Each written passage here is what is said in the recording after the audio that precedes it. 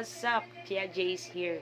Nga pala for today's video, titignan natin kung kamusta na nga ba ang mommy dog ko o si Nami after niya manganak.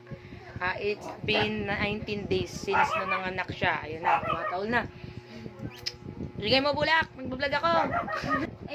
At yun na nga, ipapakita ko sa inyo ngayon. Sorry kasi, ang ingay kasi nun yung bulak eh. Yun naman yung asawa ni Nami. Ngayon ipapakita namin sa inyo kung ano nga ba itsura ni Nami ngayon, kung may nagbago ba.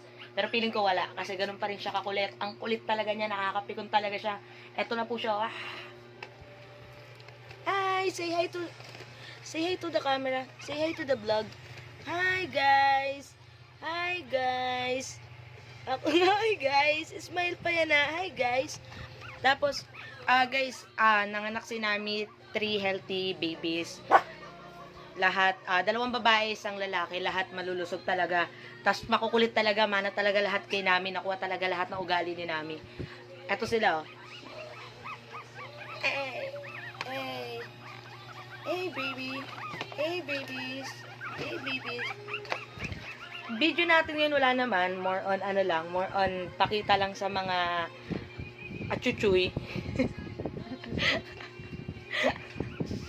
Sa achuchuy at saka sa achuchay ko.